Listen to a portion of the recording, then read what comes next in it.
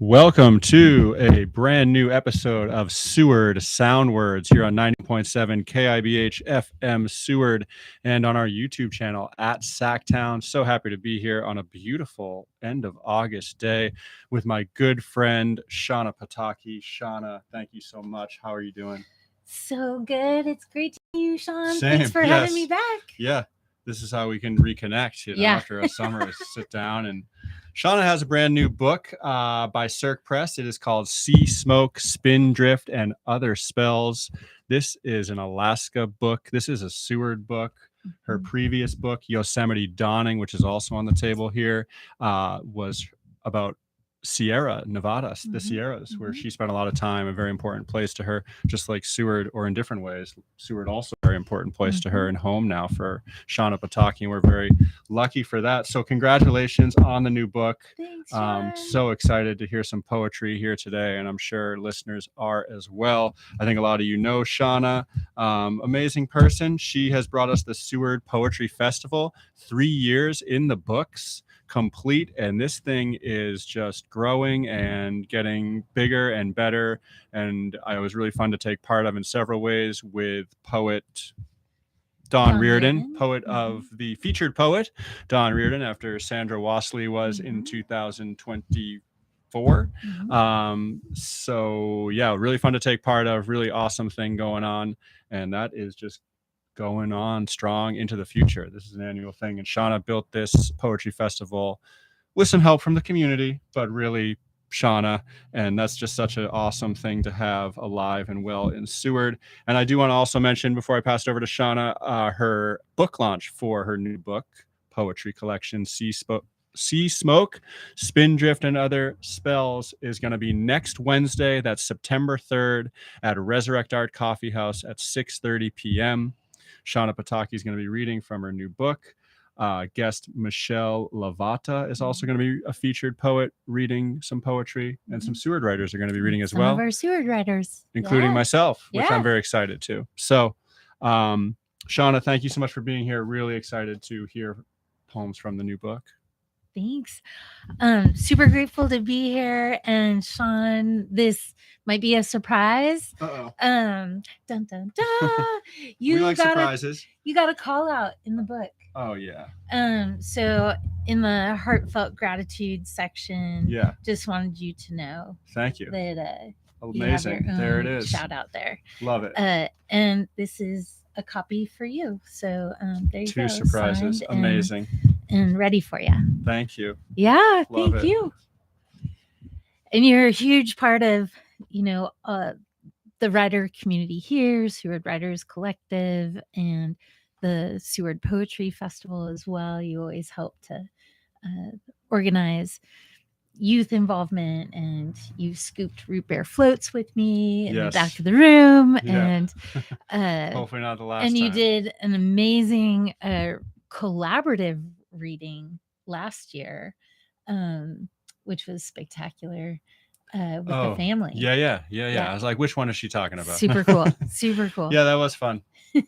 Yeah, you give us the stage, and I'm gonna try to come up with something new each time. No, thank you so much. I mean, we are very lucky and are just in a good place, I think, as a writing community. If we just focus on that aspect of our community, we just have so many strong writers who are willing to, work together and put in the work to put on events. We've shared it so much, like this Teen Rec Center Creative Writing Club I'm doing. Brian Wright and I are sharing. That has been so huge to be able to share that with him, just easier to do. So we're really finding our way and just building, and it's awesome. So bringing up the next generation of writers. That's right. Yeah.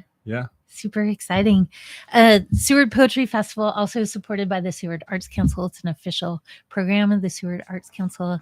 Seward Community Foundation supports it as well. We got funding from them last year. 49 writers supported it, and Cirque Press. So thanks to all the people who make it happen, because it takes a big team to make it happen. So really excited for this year. Remember, April is National Poetry Month, so we'll do our best to host the festival during April. There's some other events that are being planned for the community this year, so I'm trying to navigate all of those different dates. But excited to share this book with the community. Many people know that it's been a work in progress trying to get it all wrapped up over the last year. And this book is dedicated to Seward and our amazing community and our Fair and Wild company. So, Seward, this book is for you. Hopefully, you can see yourself in it. And just a couple of things that, if it's okay to point out, some of the design is actually to match Yosemite Dawning. Nice. So they were designed using a similar format and working with the same designer, the amazing Signe Nichols of Cirque Press, who I'm just her biggest fan. So just want to give Signe a big shout out. And then Cirque Press as well. So Sandy Clevin and Michael Burwell and Cynthia Steele. Thank you all so much for all the amazing support. Yosemite Dawning has a poem of has a map of California and the Sierra Nevada, and in this book there's two maps because a lot of people remarked on enjoying seeing those maps in there. So there's two maps in this book, one of Alaska and then one that gives you a close-up of the Kenai Peninsula. So I painted those, and Signe helped to do all the lettering. And this book is specifically focused on Seward and life on the Kenai Peninsula, as well as on living on the edge of the Gulf of Alaska. So that's the overall theme. And then what it does is it follows what it's like to live in this landscape from winter solstice to winter solstice. So there's kind of a theme and a sub-theme there. It goes season to season, which is common for a lot of writers, and then just tried to pull out different elements of it. There's a history on ramp to the story as well. Cool. Yeah. And Yosemite Dawning follows a similar thing. It has a history on ramp at the beginning. Yeah. So with that, should I jump in? Oh, and thanks for showing the back cover there, because that reminds me that I need to do a shout out to Cassandra Marash, who did the amazing artwork. Each of the chapter breaks features a piece of art from her. They're all birds, so you should like that, Sean. Love it. I've seen some of this work. It's amazing. And the birds that are featured on that front cover page, you'll also find a poem associated with them in that chapter. Nice. Very calculated, obviously, but I love it. It's trying to think it through. All kinds of little clues and drops for readers to find. Yeah. Awesome. Thank you. Yeah. So I'll just jump in. How's that? Sounds great. So this poem connects with the title of the book and is called Witnessing the Rarity. Revelers to the furthest point south on the waterfront, squint eyes in the last blue darkness, the rise summons us. Twisting, slantways, cadence of sea smoke pulled towards the Gulf, filtered bands between islands, outcrops, catching light before reaching the Cape. We know what this means when the sun crests the ridgeline. To stand precipice above icy spray, salt waves clawing, wind swirled the light comes between craggy peaks held apart by old blue ice. Orange light pouring into the bay, solar flare ignition from beyond summit, sea smoke sent flaming, holy dancing volatile vapor as struck by a match. Eyes wide, hum in our throats, we wonder, who else stands somewhere, edge of earth, astonished? Nice. Well, there's your setting. There's some magic. Yeah. Nice. Yeah. And sea smoke, I didn't know what that was, so that poem just kind of gives you, some of the mystique of it and what it is. That's really beautiful. Thanks. Good opener. Is that the first poem of the book? No. It's not the first poem of the book, but it's in the first section. First poem of this set. Yeah. So this picture on the front cover is a picture from late December, right at the end of the waterfront. and it has to be really, really, really cold for sea smoke to develop on the bay. And you've probably seen it when we have the just marching tallest ships. It's amazing. But it's uncommon also, like teens below, like it's not just 20, it's got to be real cold. It's got to be really ever cold. Since like you kind of tuned me into this phenomenon, and I'm like, I think I have seen that, and I've been looking for it more, and it's like it's not often there. Yeah, it's not always there, because it's not just cold. You need clear, which is kind of a winter thing, but like, and then it kind of warms up during the day. Is that kind of it's a morning thing, right? Yeah, it can happen kind of any time. The water is the trick is that the water is warmer than the air temperature. Okay. And so some people will call it ice fog. Okay. And when we have it here, it's connected with Arctic and Antarctic seascapes, really. And you can see fog on other lakes and things too, but to see sea smoke like this, I mean, it's huge. And you usually have a bit of a north wind pushing it out. Right. Easterly movement as well. So there's usually, you'll get to watch it kind of making its way out towards the Gulf. And just spectacular and mystical and magical. Yeah. That'd be a cool it's thing. One of my favorite things about living here in winter. And I always look forward to it. I kind of wait for it to come back. That'd be cool to like, be ready for it and like film you reading with that sea smoke moving behind you. Maybe a little spindrift coming off the mountain. Can those happen at the same time? That's a windy thing. Yeah. So that's the ultimate. Yeah. And then you cast a spell with the poetry. There you go. Yeah. Yeah, you can often see spindrift happening at the same time. So if people aren't familiar with spindrift, that's when the wind is blowing snow off at the top of the peaks, and sometimes in the morning or in the late afternoon for our winters, that alpenglow can light up that spindrift as well. And so that's really beautiful when you see that too. Sometimes it's pink or cool. Yeah. Little background. Poetry. Yeah. And so following with a little on-ramp of history for the area, which is nice to give people if they're not familiar with Seward, a couple of poems connected to some of the history here. And for many of us, we've gotten some extra practice with tsunami warnings and earthquakes recently. And so this connects to that as well. Almost folklore. Misty clouds of memory turn the tale folklore when the earth heaved, swept away ships, swept away souls from the edge of land called home. The Falcon, Evelyn, Donnie, Crest, Blue Pacific, Annabelle, Alco, Iliot, Judy, Melody, and Millie, all with the north wind.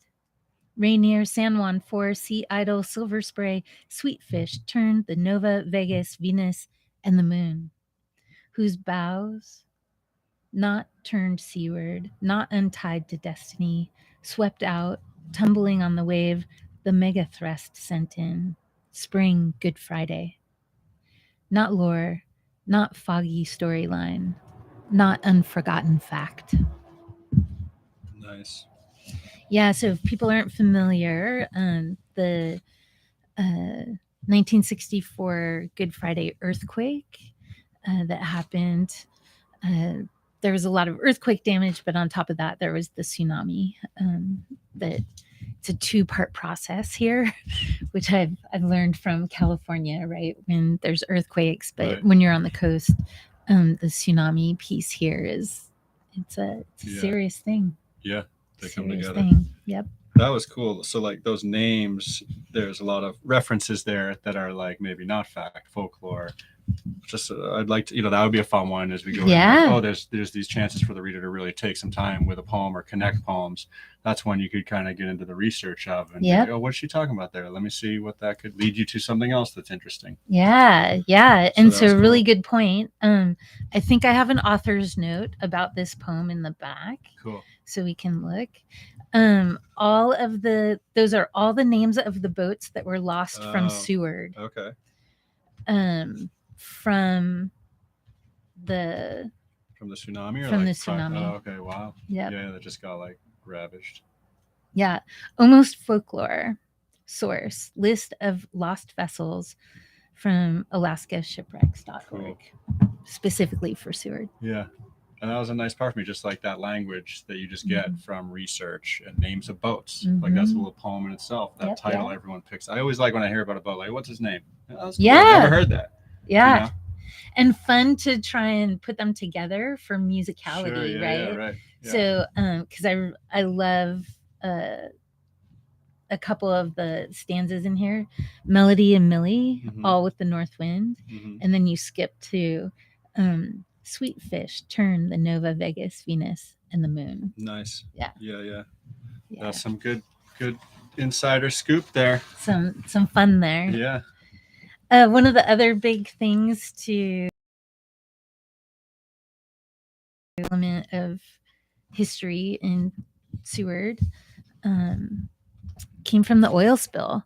So the Exxon Valdez oil spill also, that was March 1989, and affected Seward and the islands, the marine refuges, and the public lands around this area from Prince William Sound to Seward. Exxon Valdez. Your fingerprints on rock and stomachs written across this hard coast. We mustn't forget to remember.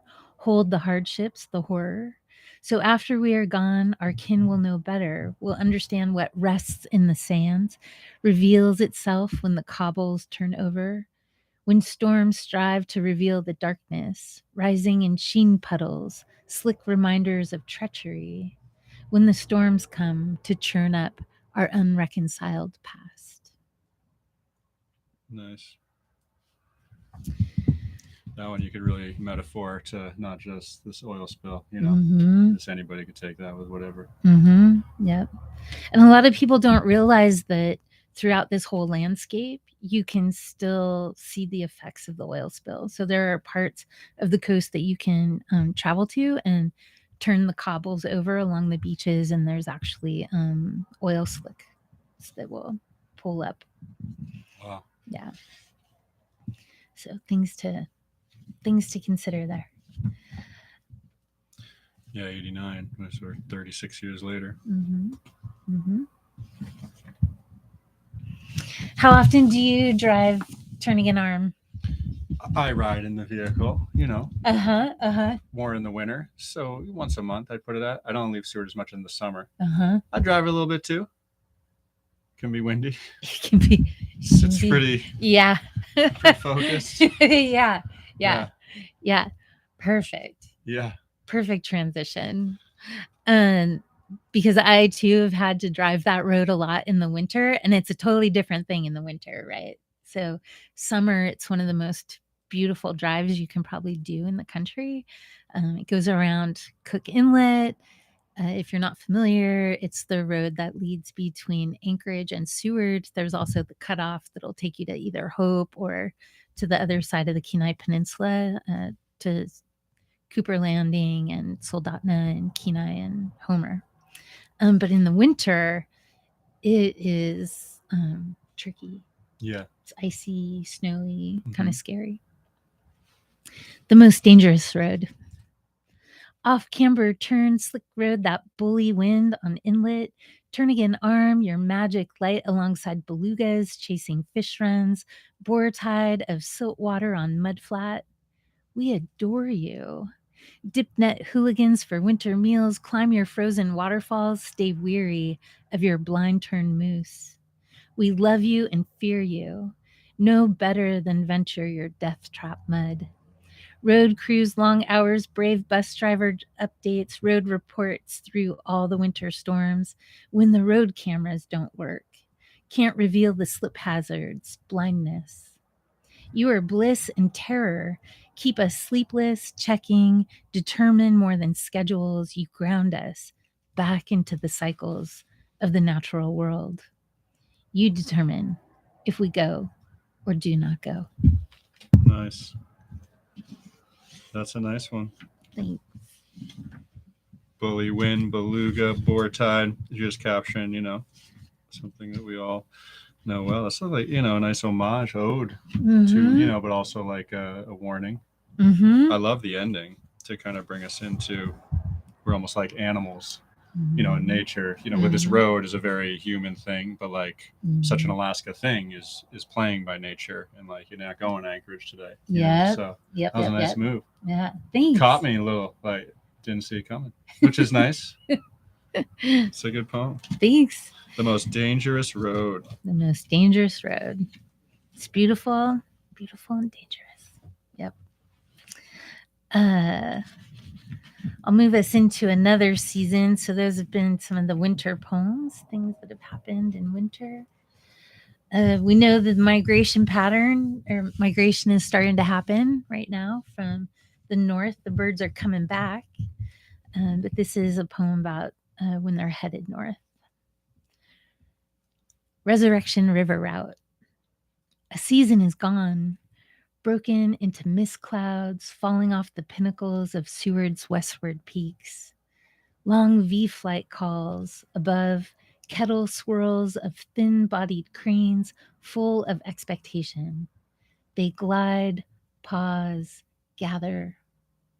Then take Resurrection River Route north, across ice fields fracturing, pulling the long light of spring into the high latitudes with them as they go. Nice. Soon we will see them back. Yeah. And here is one of those art pieces from Cassandra. Yeah.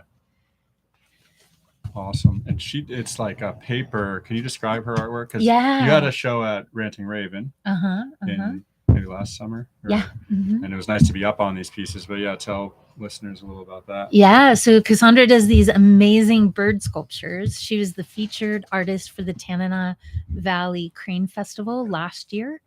And she does these extraordinary sculptures all made with paper. But when you look at them, it's not obvious that they're paper. She uses historic paper, recycled, reclaimed items, all sorts of different materials.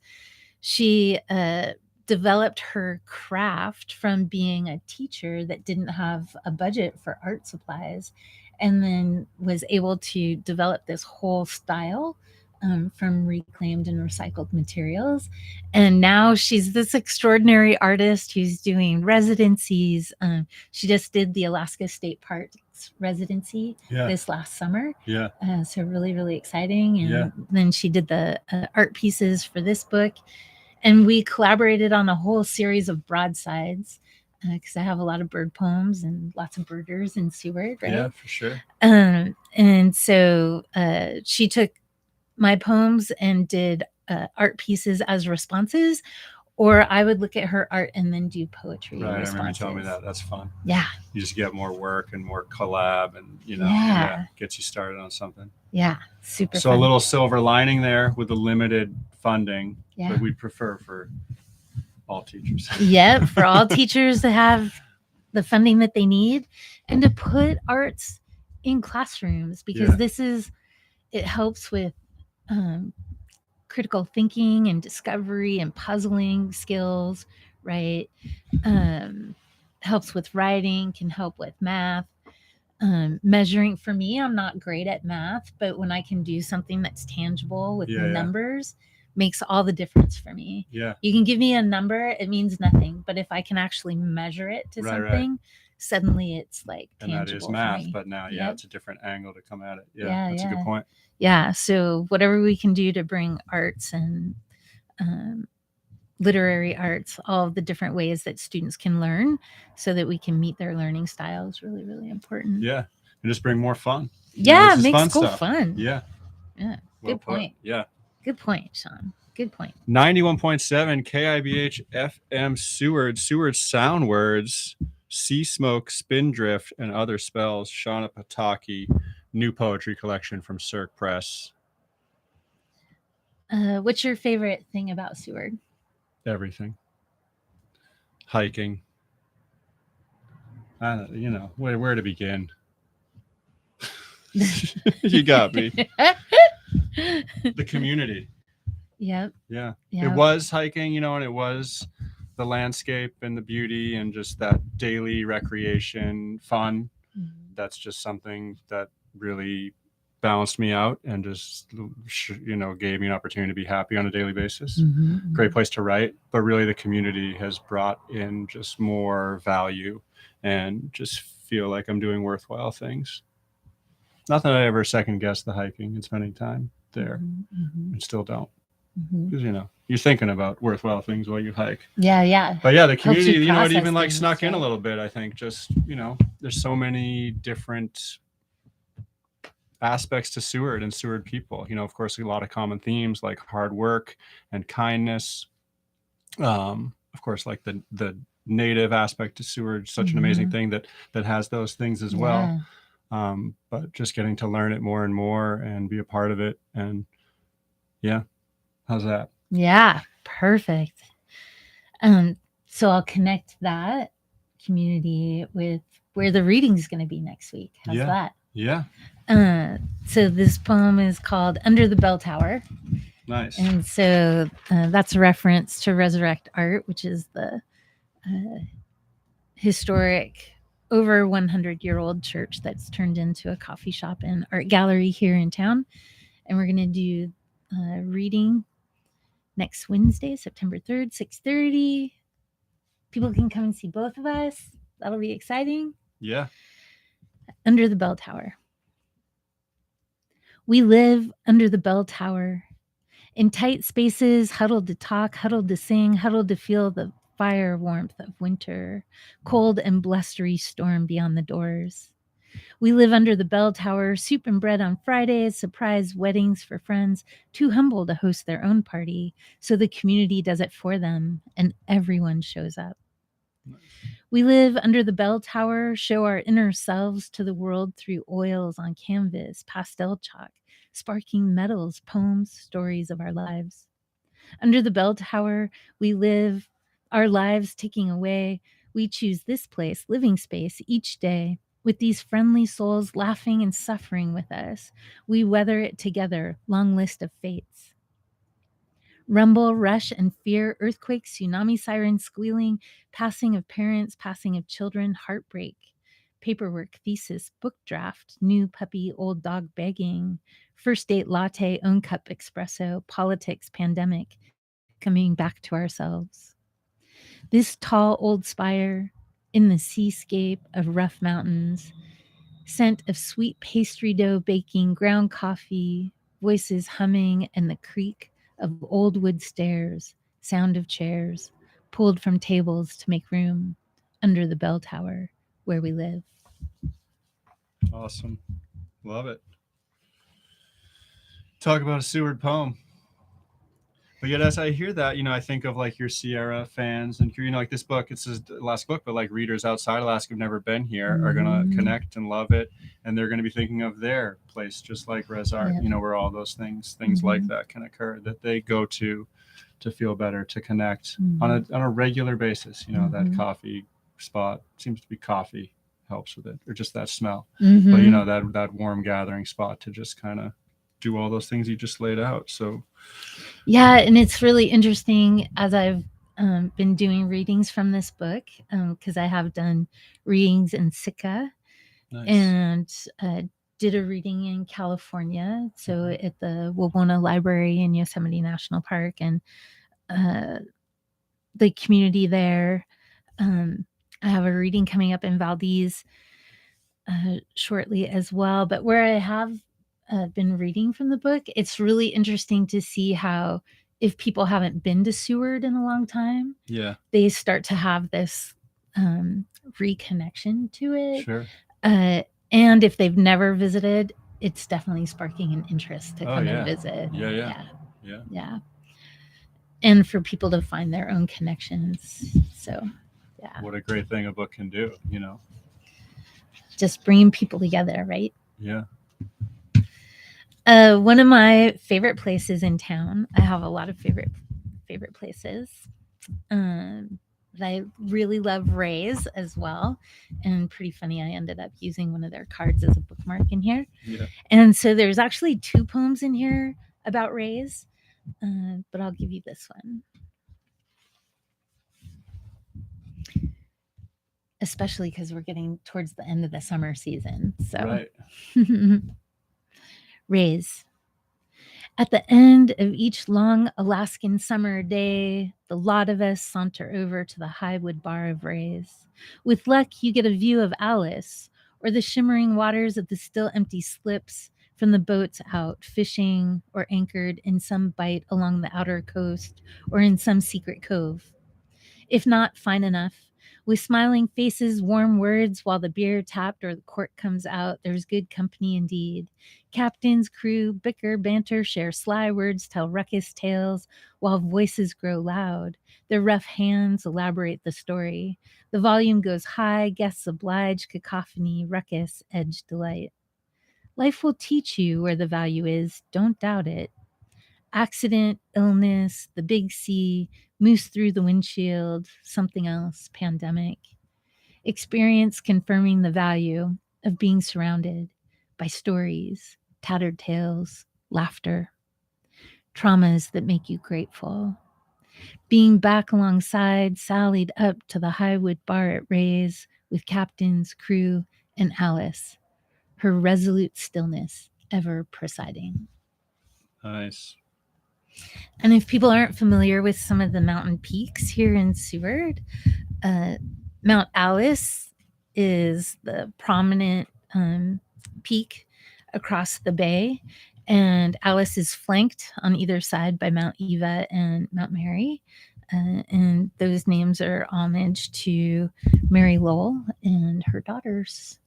And Mary was Supiak and Russian, correct? Mm-hmm. Frank was American fur trader trapper. Nunwalek, I want to say her ties go to. Mm-hmm. First homesteader of Seward, and Yep. sold her homestead land to kind of the Belaine brothers, which Mm-hmm. formed the modern town of Seward. Yeah. Huge part of our history. Big part. Yeah. I like how you read those back to back. Those go together, and that's another one where people, okay, there's my coffee. I'm thinking of my coffee spot. Let's say you've never been to Seward. Now you're thinking of your bar you go to, and it's a little different. It's like morning to night. Yeah. The volume's higher. I like this kind of sea kind of thing too, with all the boat people kind of around too, which is right there. But that zoom out too, like past the boats to Alice, kind of overlooking. It just goes back to the land. That was a nice ending too. There's some patterns going on, where you kind of set the scene, and then there's like a kind of a kind of like message, maybe a little bit, teach you what life will teach you what the value is. Like it seems like you get a line like that in a lot of these, and then back to some more like kind of sound and texture, bicker, banter. I like the alliteration. Huh? Yeah. COVID, second mention. I do want to touch you. I don't want to stop your momentum. Yeah, no. Please, let's like talk. when the poems were written, I don't know. Like I even like the order. Like I imagine Yosemite Dawning poems were mostly written before. Like that's from a previous chapter of your life. But you probably wrote some of those in Seward. I did. The gap poems. So I had drafted the whole manuscript and worked on them. And then at one point I did a review of what I call it's a gap analysis, right? Like figuring out what the gap poems were that should be written to help tie the whole thread of the story together. Okay. And is that between the two books now? That was for Yosemite Dawning. Okay. And then I did the same thing for this book as well. Yeah. So many of the Yosemite Dawning poems were written in California. Yeah. I edited them here because I started that book, and the very first time I drafted the manuscript was in 2013. Yeah.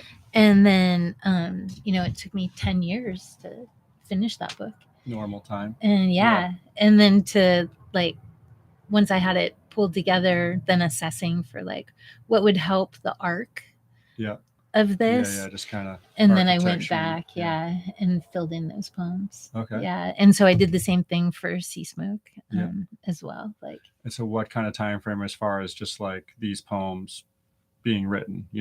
there were none of these, and then this year started, and you started on them in 2. Yeah. About, So ballpark. yeah. So Sea Smoke, I moved permanently to Seward in 2017 and started writing.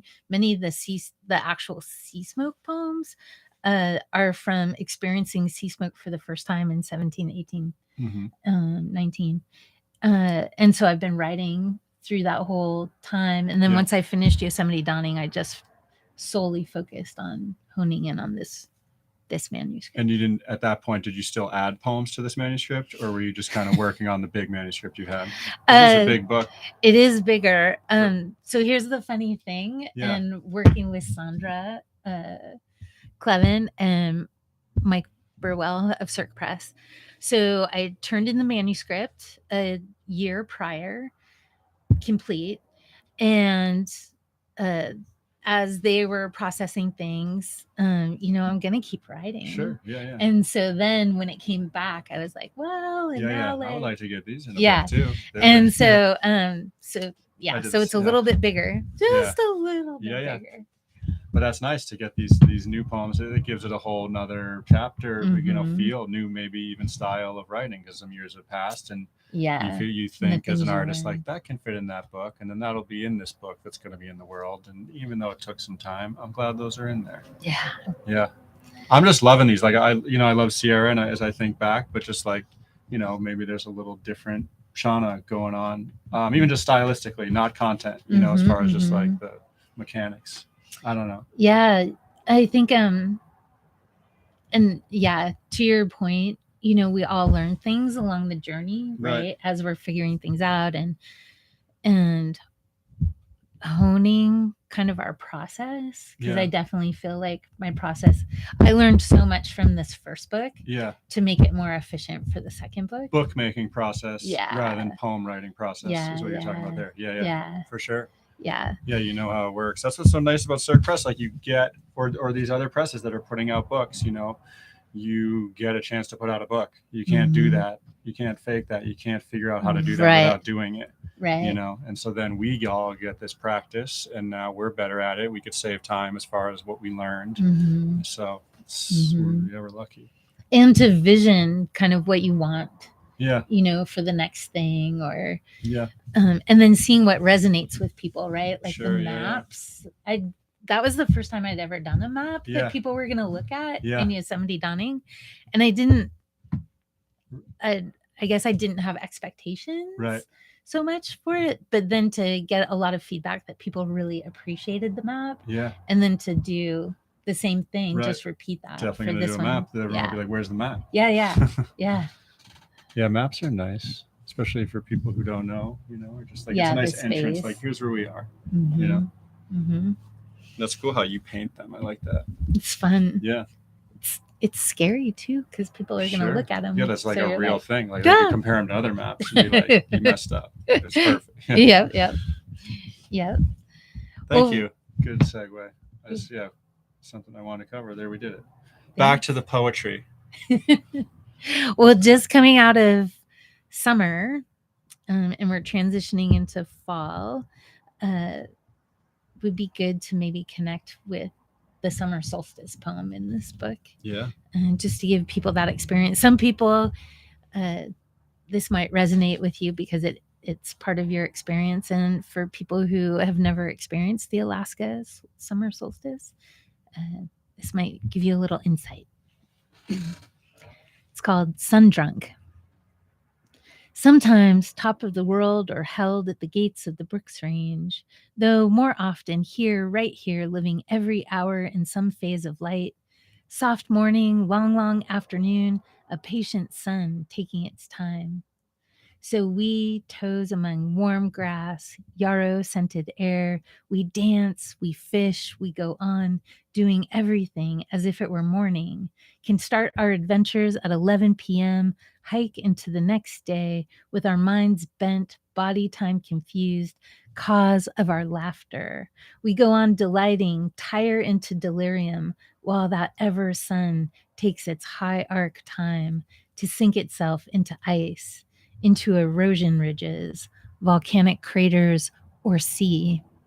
Here at 60 degrees, There may be some twilight, but mostly we live in light, sun drunk, one short season of the year. Nice. Yeah, that's the solstice, folks. Poetically put. Good title. Patient Sun, it is. It's just like, I like how the drop though too. Ice, volcanic craters of the sea, just to kind of see it go down. Mm-hmm. Yeah, it Cause depends of on our where you are. laughter, for sure. Just, yeah. When we're all so tired, right?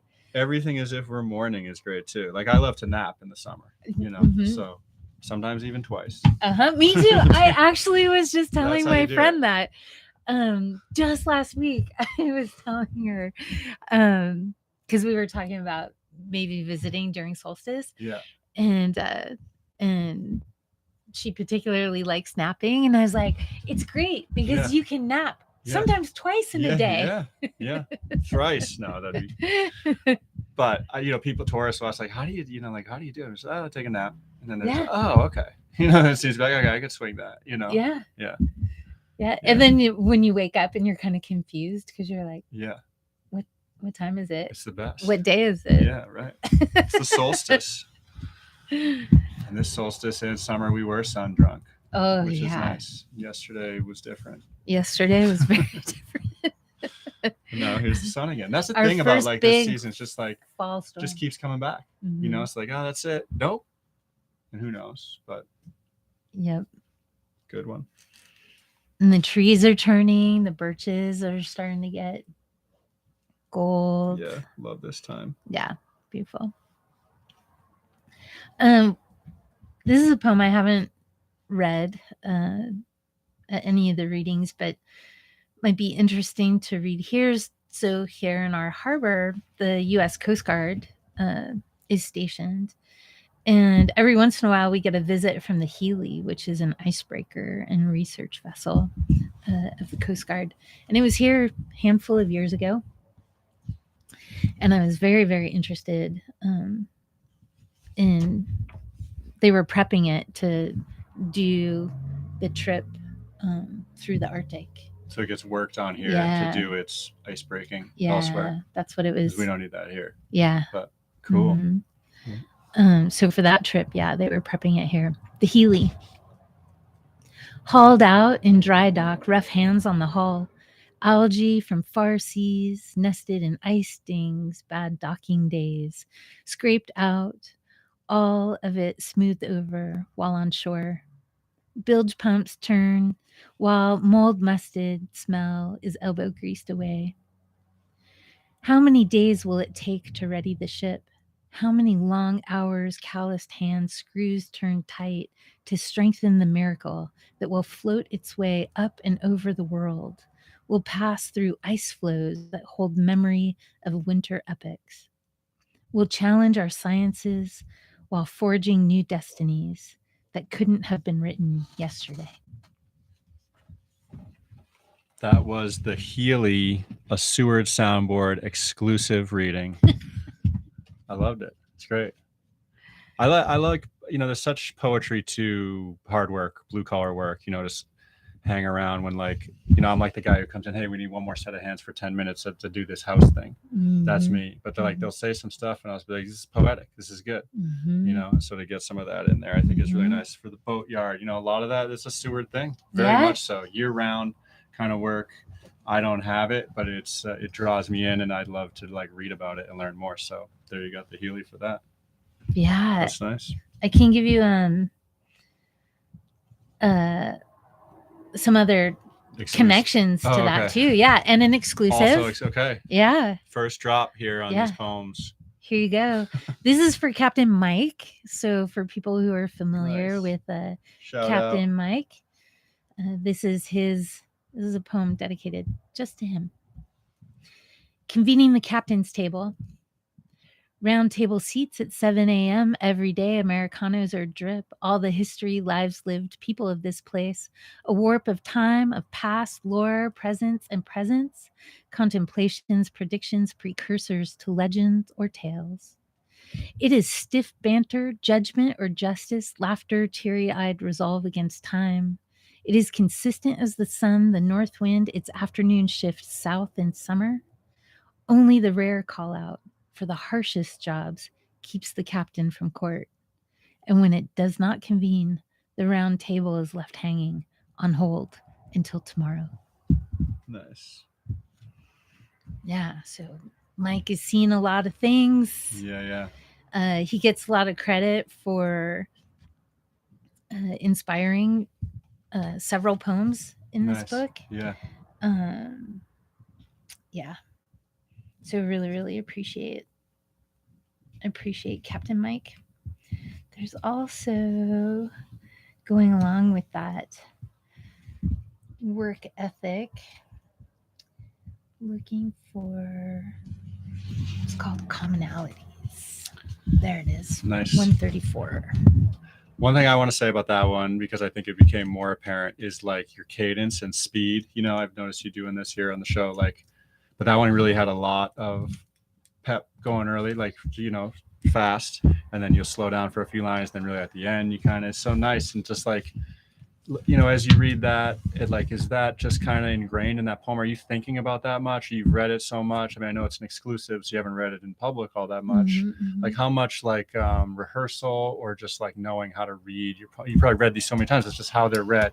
Like we're talking a little about the speed and how that's developed, or just anything about that. Yeah, that's, kind that's of the flow and the hearing. You know, it's different than we read on the page. Someone else might, you know. Be interesting to have like a little symbol, like read this fast, you know, or like for just the visual. Right. But that's what you get here with the performance, which is so nice and so extra. And you'll get next week at Res Art on September 3rd when Shauna reads. Yeah. But like just a little on that, you know, I think I like Christy Everett, Jordan, you know, with that as well. Or, you know, these poets, it's such a part of it like that. Those do things for us as audience, you know, just the change of speed. It's just like a cue, almost like in a movie, the score. This song comes in and we feel something. Mm-hmm. Yeah. Really appreciate that question. There's a couple of things I think that can clue you into it on the page. So when people are reading it on the page, and a good example is just the form of the poem, right? So where the line breaks are, or where there's pauses, how many words per line, like right where that is. But I think we've both picked up even on this in this reading, right, the musicality piece or the alliteration piece. And so a lot of times when you get into that alliteration part, that's kind of where it picks up some of that momentum. Yeah. And this is, I think, part of when I'm putting the poems together, I'm considering not just the words, but the flow, like what words to use, syllables to keep that flow. Yeah, beats. Yeah. And then, I love the musicality of language. Clearly, yeah. So, yeah. Nice. And then pauses, sound and silence. Yeah. Right. They both inform the work. Yeah, it gives you emphasis, or even, you know, yeah, thank you, that's good. It's fun reading some of these other ones. This is great. Thanks for the opportunity. I'm having fun. This is awesome. It's midday, just poetry. We're doing stepping poetry out of life after it's been super stormy. Yeah. Both of these poems are focused on my experiences along the Kenai Peninsula and basically driving to Homer. So here we call it the Y, is the intersection where you turn from Seward to either go to Anchorage or to Cooper Landing, Kenai, Soldotna, Homer. And so here are two poems focused on that side of the Kenai Peninsula, and that talk about, you know, the work that it takes to live here and nice commonalities. Wide blades on all matter of trucks, red, black, yellow, color of no consequence. It's the edge that shears the banks. pushes the new storm, stacks it out of our way, forces the snow rubble into berms, slant hazards, while the co-pilot wags excitement or sits steady, keeping company as hot coffee grows chilled with all the long hours of plowing. Nice. You see a lot of people plowing. So not just the Department of Transportation people, but a lot of community members have to get out there and help plow to keep our communities open. And then this is a place that I just super appreciate. It's called Thurman's. Do you know Thurman's on the Sterling Highway? It's a gas station. Okay. And I just really appreciate this place. Yeah, I mean, we stopped at a place in Sterling that barn swallows were known to nest at. It's right near Sterling Builder Supply. They have soft serve ice cream. Is that Thurman's? This one doesn't have Cook's soft Corner, serve. maybe? Also a good one. You need to gas up Sterling. There's some spots to hit. There's some spots. Thurman's. I'm sure I'll recognize it. Yeah. Good going next time. Yeah. Yeah. I'll get back to you. So they have no idea that I've written this poem for them. Oh, we got to get it up there. So Thurman's along the Sterling. And the Sterling, that side of the highway is called the Sterling Highway. Go as weighted light rises. Go easy along Spruce River, leaving lake, beyond lake, leaving headwaters. Stopping only for buffleheads, loons, or something unknown. Filling up tank and coffee to power the way at Thurman's. Always an easy smile. Welcome warmth in the cold air. Stretch, pit stop, shake out the fatigue. Savor this silver touchstone lining the Sterling. Nice. Couple shorties. Yeah. Couple like classic, you know, I love like gas station is a cool setting in literature or poetry, right? That goes way back. And then plowing. I mean, I love the plow thing. It's poetic just by nature. This is what it's like. Yeah. Living in Seward. How we doing on time? Good. Yeah. Okay, just over 52. Okay. Yeah, you got time. So how about maybe one more and then At least. Okay. Oh, okay. Here's a good one for right now. And here's my Dreamland Books and Yarn sticker that I'm using as a bookmark. That's nice. I just did a signing there. Thank you to that whole That's team. not your sticker though. No, it's from there. From the bookshop. Blazer, maybe? Yeah, it's I'm not nice. sure. Love it. It's cute. Yeah. Late summer rituals. Berries into jams, into syrups, frozen. Fillets nestled. Halibut, sockeye, salmon stacked. Wood up, resting, dried when not soaked by rain. Gifts of earth, souls, sustenance recognized. Cleaning so to live, hold up all season a little easier. Headlamps hung by the door for the dark dog walks. Rain gear perched. Boots stage close to the threshold. Grime kept at bay, house halt, the winter muck. Everything centered now around the Arctic entry. Nice. It's kind of where we are right now. Very, very close. Yeah. Not all of that, but you know, starting to certainly yesterday move the needle a little bit. Yeah. Berries into jams. Berries into jams.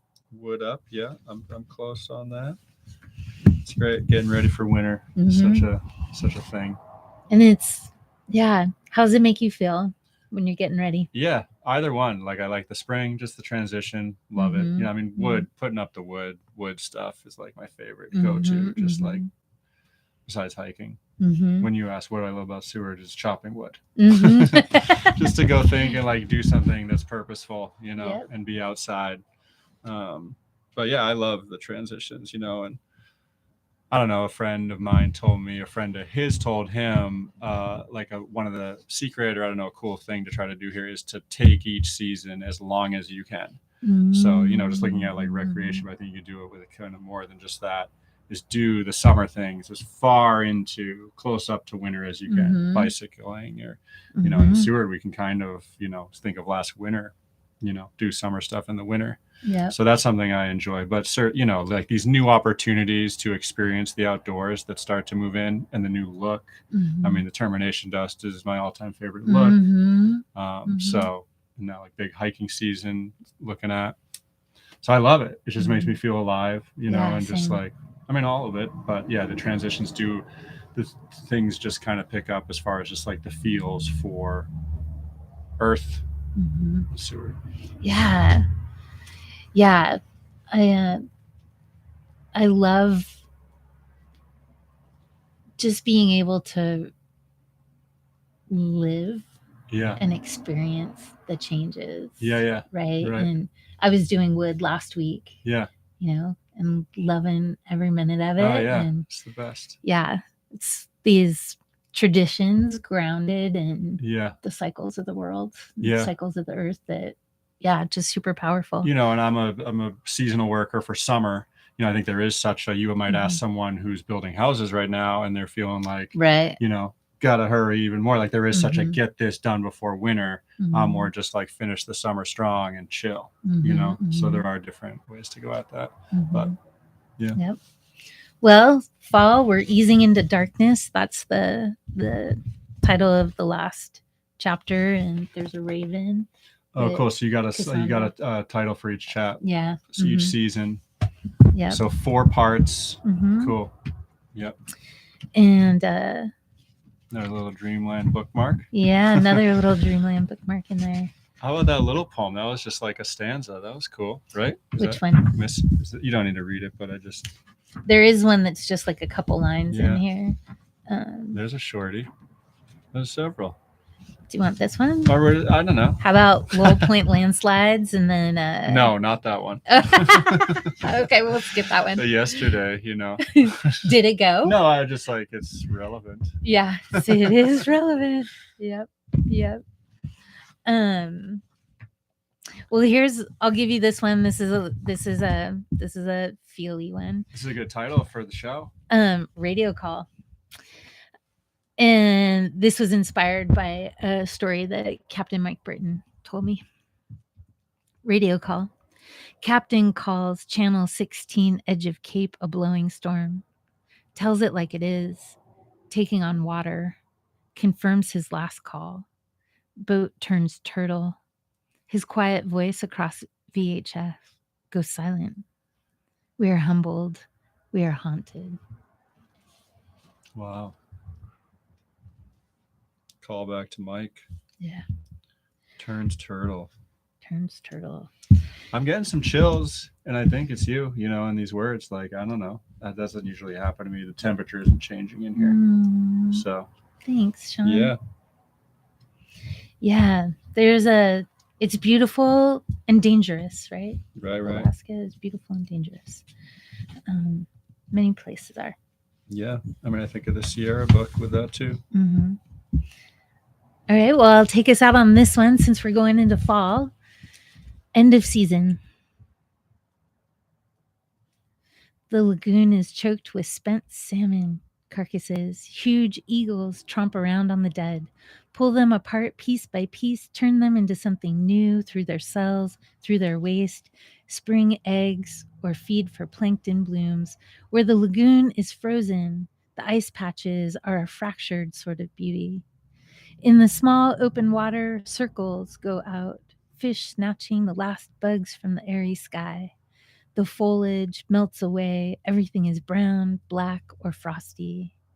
Beautiful in its decay, it rests in icy sleepiness and does not yet see the lucid dream of its rebirth. Nice. Because then we come right back around. Yeah. It's a circle to the book, huh? Right. Yep. Come right back around. Fantastic. Thank you for this experience.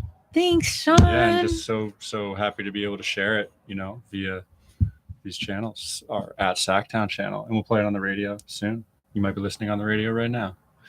How many poems are in the book about? Ooh, there's a lot. You don't count them, but yeah, I didn't count them all, but I can tell you, you're just getting a lot of there's a poetry here with this edition from Cirque Press.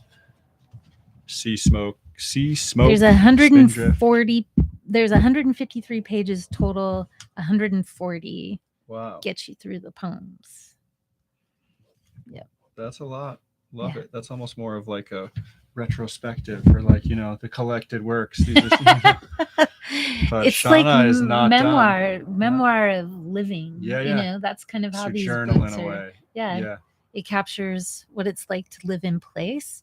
And they're not all, you know, associated as I poems, right? They're No. poems, they're collective poems. Yeah. A lot of we voice in there. Yeah. So that it's the place has collective character. experience. Yeah, that comes through. Yeah. Nice. So what's how's poetry writing? What's next with Shauna Potocky and, you know, poetry?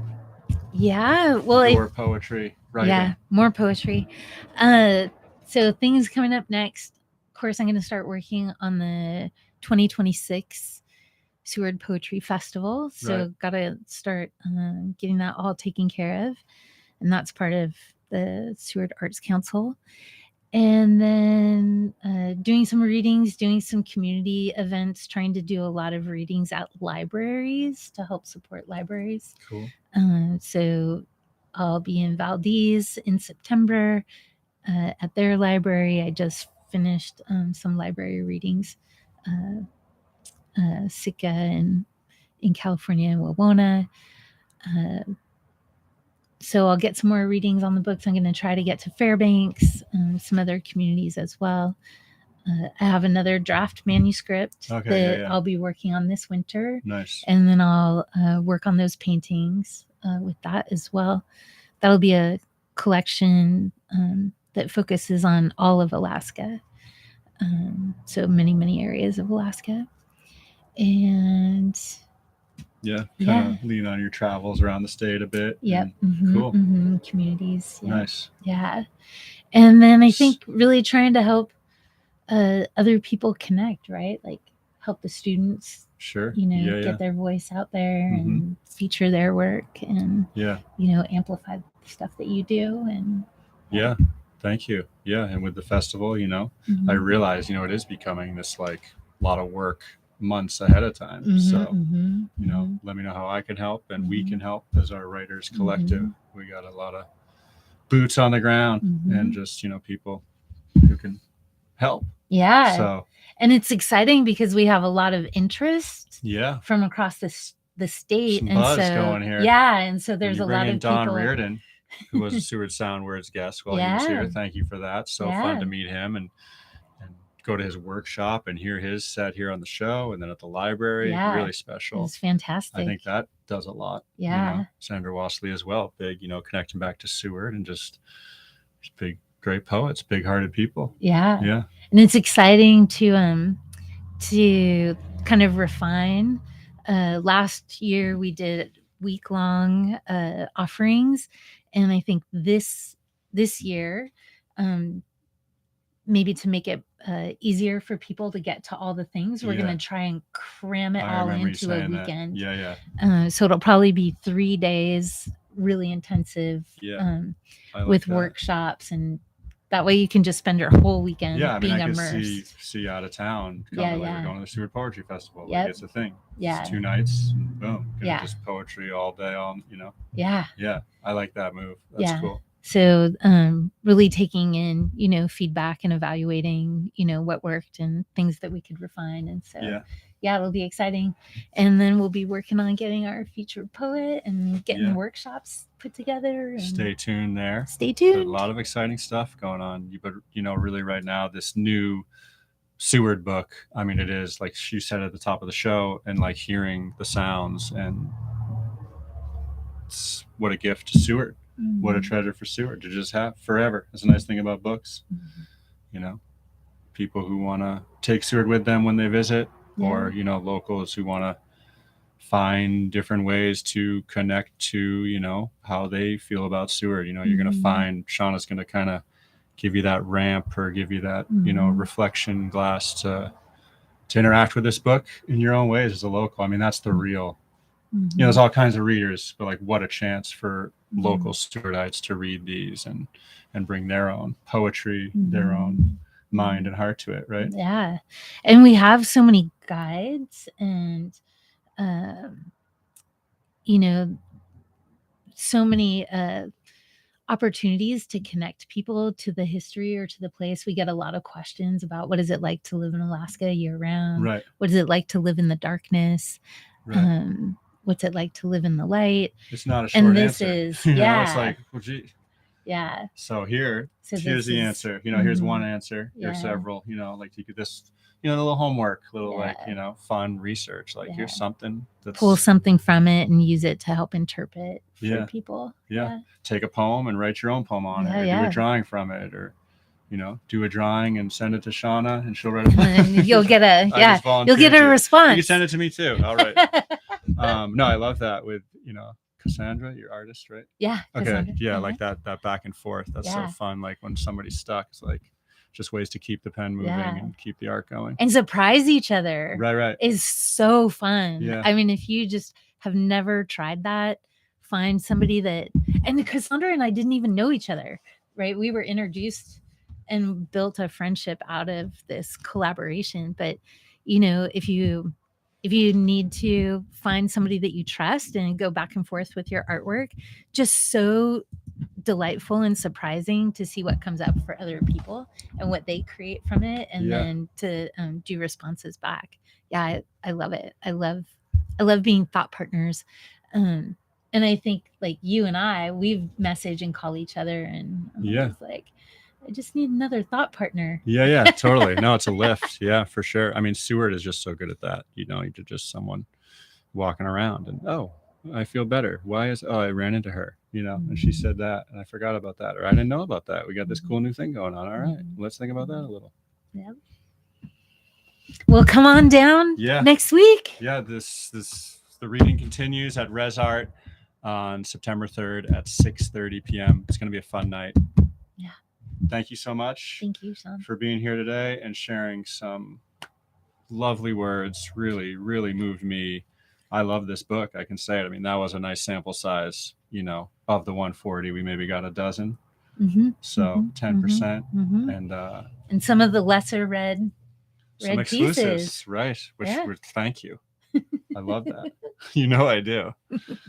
Awesome. All right, listeners, till next time here on 91.7 KIBH FM Seward, till Wednesday at Resurrect Art for Shauna Potocky's book launch of Sea Spoke, Spindrift, and Other Spells. See you there. Thank you.